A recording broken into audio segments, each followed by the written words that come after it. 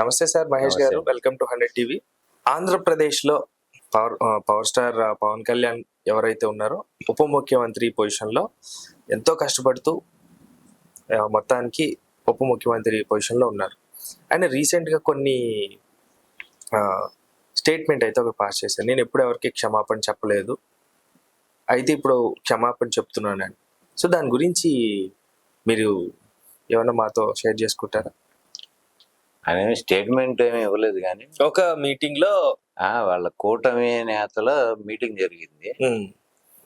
మంత్రులు వీళ్ళందరూ ఒక సమావేశం పెట్టుకున్నారు. 3 పార్టీలు కలిపి కదా కూటమి అంటే.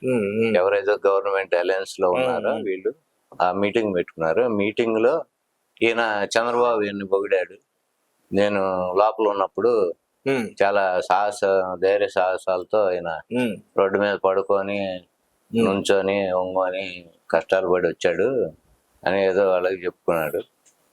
ఈయన దానిలో భాగంగా ఈయన ఎప్పుడూ లేనిది ఈ చంద్రబాబు గారు 50 రోజులు లోపల ఉన్న టైంలో నేను షూటింగ్లు నవ్వుతూ పాల్గొనలేనని, నాకు ఇబ్బందికరంగా ఉంటుందని, నాకు డేట్లు ఏ ప్రొడ్యూసర్కి ఇచ్చానో వాళ్ళకి క్షమాపణ చెప్పాను, నేను అటెండ్ అవ్వలేను షూటింగ్ కి అని నేను చెప్పుకున్నాడు. ఇది ఒక గొప్ప విషయంగా మన పని పాట లేని పాపం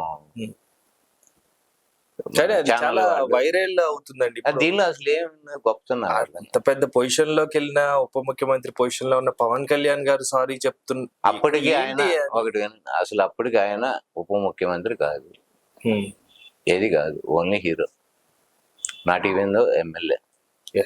ఆ టైంలో కదా, లాస్ట్ ఇయర్ సెప్టెంబర్లో ఇది జరిగింది. అప్పుడు సంగతి, అప్పుడు ఈయన జీరో, ఏం లేదు పాలిటిక్స్ లో, ఈయన జీరో, సినిమా హీరో అంతవరకే. ఈయన ప్రొడ్యూసర్లకి ఎవరి దగ్గర అయితే డబ్బులు తీసుకొని డేట్లు ఇచ్చాడో వాళ్ళకి సారీ చెప్పాడు. ఏది ఈయన రాజకీయ అవసరాలు ప్రయోజనాలు అవి చూసుకోవటానికి వాళ్ళకి హ్యాండ్ ఇచ్చి సారీ చెప్తే ఇదేదో భూమి బద్దలైపోయింది, పవన్ కళ్యాణ్ అంతటోడు సారీ చెప్పాడు అనేది అనవసరం. ఇది పని పాట లేనివాడు కూర్చొని నేనేదో హైప్ క్రియేట్ చేసి ఇది భజన చేసే బ్యాచ్ లాగా తయారయ్యారండి. ఇందులో ఏమన్నా సహజంగానే ఉందా, లేకపోతే దేవుడి పైనుంచి దిగి వచ్చాడా? సారీ చెప్పకూడదా? చెప్పడా ఎక్కడ ఎవరికి? సారీ చెప్పనోడైతే చంద్రబాబు కాళ్ళు ఎందుకు పట్టుకుంటాడు? ఆ మనస్తత్వం లేదే. మా అమ్మని తిట్టారు, మా నాన్నని తిట్టారు, ఇవన్నీ మాట్లాడి చంద్రబాబుని లోకేష్ని అసలు క్షమించను ఇవన్నీ అన్నప్పుడు మళ్ళీ ఇదే మనిషి పోయి చంద్రబాబు కాళ్ళు పట్టుకున్నాడు కదా లిటరల్గా. ఎందుకంటే కాళ్ళు పట్టుకున్నాడంటే మాట వరుస అంటలా, నేను పిక్చర్ కూడా ఉంది, చంద్రబాబు కాళ్ళు మొక్కుతూ పోయి ఇక్కడెక్కడ హోటల్లో. మరి తర్వాత చేసినప్పుడు ఈయన అసలు ఎవడికి తల వంచని రకం మనస్తత్వం అనుకొని చెప్పాడు అనుకో, డబ్బులు ఇచ్చినోడు ఈ సారీ చెబుతా ఎగ్గొట్టి, దానిలో ఏంది గొప్పతనం ఏమన్నా ఉందా? కానీ ఆయన సారీ చెప్పేసరికి అసలు ఏమైంది విషయం తెలియక, అదే నేను చెబుతున్నా, దుష్ప్రచారాన్ని కూడా క్రియేట్ చేయటం. అదేందా పవన్ కళ్యాణ్ సారీ చెప్పటం ఏంటి అనే ఈ భజన గాళ్ళు ఉంటారు కదా, రిబ్బన్ బ్యాచ్ పిచ్చోళ్ళు, వాళ్ళకి ఏంటంటే మా బాసు సారీ చెప్పాడు, వాళ్ళకి ఎందుకు చెప్పాడు అని చూస్తారుగా. ఇవన్నీ ఏంటంటే వ్యూస్ కోసం వేసుకొని సారీ చెప్పాను పవన్ కళ్యాణ్ ఇదంటే ఎందుకు ఎందుకు చెప్పాడు వీడు అని చెప్పి వచ్చి చూసుకుంటారు, వ్యూస్ గా వస్తాయి కదా. ఇట్లా అట్లా ఏదో పెద్ద విషయం లాగా దీన్ని మ్యాటర్ చేసినట్టు చేయటం తప్ప సింపుల్ విషయమే కదా. సార్ నార్మల్ గా అది జరిగినటువంటి ఇంతకు ముందు ఏవైతే సినిమాలకు ఒప్పుకున్నారో ఆ ప్రొడ్యూసర్ల దగ్గర తీసుకున్నటువంటి రెమ్యూనరేషన్, సో ప్రజెంట్ ఉన్న సిచ్యువేషన్ లో ఈ వరద బాధితులు ఎవరైతే ఉన్నారో వాళ్ళు పరామర్శలో భాగంగా కుదరట్లేదు కాబట్టి సో షూటింగ్స్ కి ఫేస్ చేయలేదు. కాదు వరద బాధితులు, ఇది వరద బాధితుల దగ్గర ఆయన ఎప్పుడు పోయాడు? అసలు మొన్న ఆయనకు ఆరోగ్యం బాగోపోయినా కానీ జ్వరం వచ్చినా కానీ దిగి బురదలో అందరితో మాట్లాడి, ఎక్కడికి వరదలు అయిపోయినాక, అప్పుడు వరదలు అయిపోయినాయి, వరదలు అయిపోయినాయి అప్పుడు. కానీ ఇది జరిగింది ఎప్పుడండి? లాస్ట్ ఇయర్ అండి. ఓకే, అండ్ ఎప్పుడో సంవత్సరం క్రితం జరిగింది దాన్ని ఇప్పుడే నిన్న మొన్న జరిగినట్టు మన వాళ్ళు వేసుకుంటున్నారండి. సంవత్సరం క్రితం చంద్రబాబు నాయుడు జైల్లో ఉండగా ఈయన సినిమా షూటింగుల్లో నేను పాల్గొని నేను మనస్ఫూర్తిగా షూటింగ్ చేయలేను, ఎందుకంటే సహచరుడు పాపం, ఈయన సహచరుడు జైల్లో ఉన్నాడు కదా. అప్పుడు నేను యాక్టివ్ గా చేయలేని షూటింగుల్లో పాల్గొనలేను అనే ఉద్దేశంతో అప్పుడు నిర్మాతలకి క్షమాపణ చెప్పాడు రాలేనని. సంవత్సరం క్రితం సంగతి ఇది. సో ఆ విషయమే ఆ విషయం నిన్న పెట్టాడు బయట. ఓకే, ఏదో గొప్ప విషయం. ఆ గొప్ప విషయాన్ని వీళ్ళంతా భుజాన్ని మోసుకుంటూ అది వార్త, ఓకే, ఏదో పెద్ద వార్తలాగా వీళ్ళు దాన్ని చేస్తున్నారు. ఈ విషయమే ఇంకా నేను ఇంకా సారీ చెప్పను అని కూడా, ఎవరికి సారీ చెప్పను అనే విషయం కూడా ఆయన అక్కడ చెప్పినట్టుగా తెలుస్తుంది కదా. మరి ఇంకెక్కడ నేను సారీ కూడా చెప్పను. ఎందుకు చెప్పు, ఇప్పుడే ఎగ్జాంపుల్ చెప్పాగా. నీ తల్లిని తిట్టిన వాళ్ళని కాళ్ళే పట్టుకున్నావంటే ఇంకా అంతకన్నా నీచే. ఈ స్టేట్మెంట్ నిన్న మీటింగ్ లో చేశారు కదా, ఇంకా నేను ఇంకెవరికి కూడా క్షమాపణ చెప్పను అని చెప్తున్నారు. ఫ్యూచర్ పవన్ కళ్యాణ్ చెప్పే మాటకి అర్థం ఉండాలి. ఎందుకంటే ఆయనకు నిలకడ ఉంటే మనం అట్లానే ఈయన మాట మీద నిలబడే మనిషి అని. పవన్ లోకేష్ ని క్షమించిన అసలు అంత చూస్తా అన్నాడు.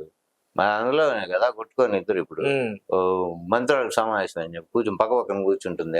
ఎవరెవరు చంద్రబాబుని క్షమించను అన్నాడు. మరి ఇదేంటి, ఆయన మాట మీద ఉంటాడని ఇప్పుడు అనుకోవచ్చా మనం?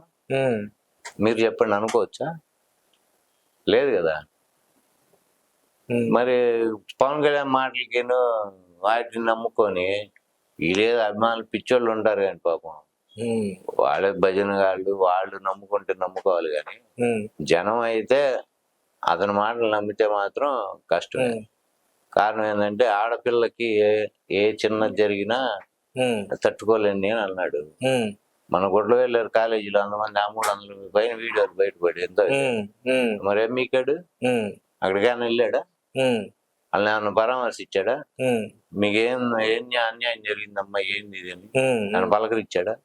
పోనీ ఆ కేసు గురించి ఎక్కడైనా ఎత్తాడా? మీరున్నారు మీరు ఇవి కదా చేయాలి పదవిలో ఉన్నప్పుడు. అవన్నీ మానేసి మాట మీద ఉంటాను ఇంకా అసలు నేను లేస్తే మనిషిని కాదంటే ఎట్ట నమ్ముతావు నిన్ను?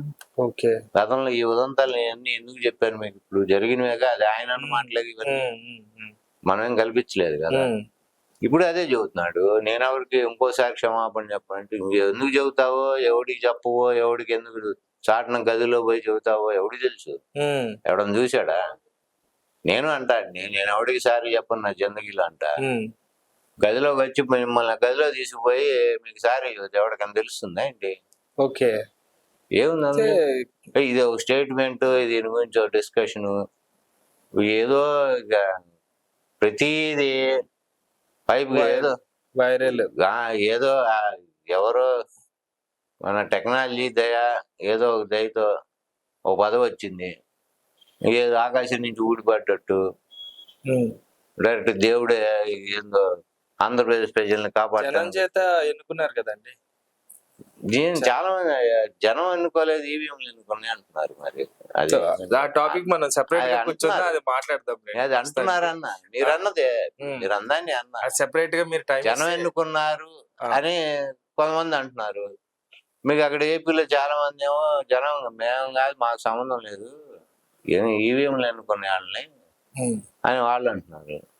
అది తేలాలి. ఎందుకంటే కొన్ని మనం మాట్లాడుకుంటే డీప్ గా తప్పకుండా అది అనుమానించాల్సిన అవసరం అయితే ఉంది అనిపిస్తుంది. ఓకే, మొత్తం ఈ ఎలక్షన్ సినారియో అంతా గమనిస్తాం. అది థ్యాంక్ యూ మహేష్ గారు.